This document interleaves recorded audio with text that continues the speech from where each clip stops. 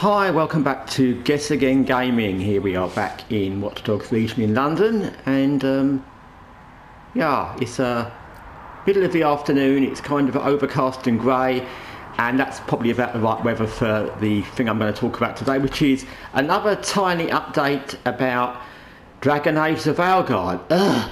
The problem with some games, and Dragon Age Veilguard is a really good example, is so many things seem to happen with that game, day in, day out really, that you never know when you're going to need to make a video. And I was trying to hold off the last video because I thought, okay, let's wait and see if anything else happens, and nothing else much happened, and then more things happened, so I thought I'd just give a little update, not a big update, which you may have seen anyway. Apparently Bioware has announced that they're basically not going to give any more updates to the Veilguard. I think it's kind of that unless there's something absolutely chronically wrong with the game, other than it's rubbish and woke and everything, I mean, they, like in the context of playability, they're not going to do anything to patch it or give any more updates. I don't think we're surprised. I think that's probably slightly linked in with the fact that there's rumours around that the Edmonton studio that made the game may close, and the director leaving, so these things all obviously somewhere they all line up, and they're not going to make any more updates. But it's not surprising.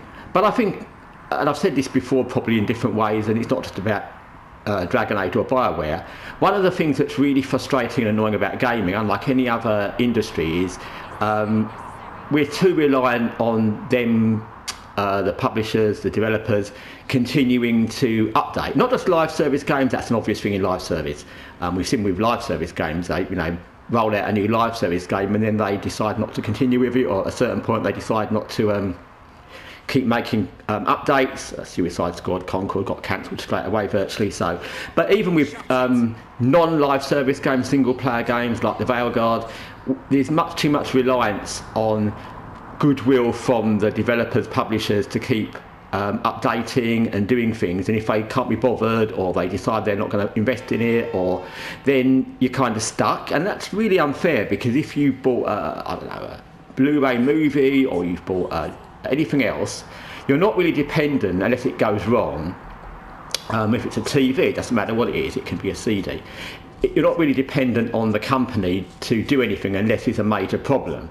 But in gaming, it's almost accepted that there'll be patches and updates, because there will need to be, because let's face it, there's very, very few games ever that are released completely perfect.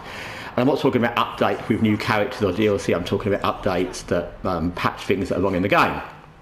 So it's taken in gaming that there will need to be updates in games, and so you're completely reliant on, when you bought a game, and games cost a lot of money, AAA new games cost an awful lot of money, that the publisher developers will actually honour that and do it. So although Dragon Age Veilguard is a rubbish game, it's poor, it's woke, it's awful, it deserves what it gets, and unfortunately it's killed Dragon Age, it's still unfair for the people that spent money on it that they've decided to kind of end support for it. So it's not surprising, but it's one more thing in gaming that's just poor and bad, that developers churn out rubbish games, whether they're live service or whether they're woke or whether they're just bad games. And we can go through a list of live service and Suicide Squad, Concord, or bad games, or Spoken or Redfall, or woke games like the Veilguard, and then they just walk away and go, okay, well, it's bad, you've bought it, who cares now? So it's just generally bad, and I think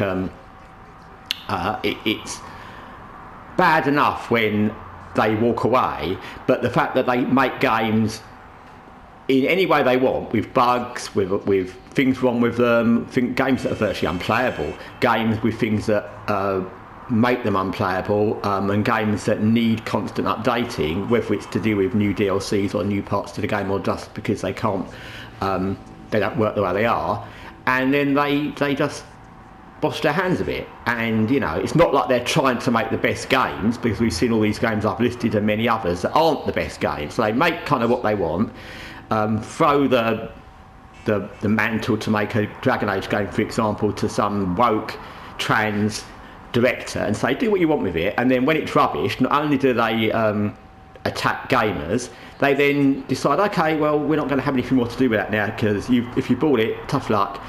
So it's just all very poor. Anyway, it's turned into more of a rant than I expected it to. Anyway, thanks for watching Guess Again Gaming. Until next time, take care for now.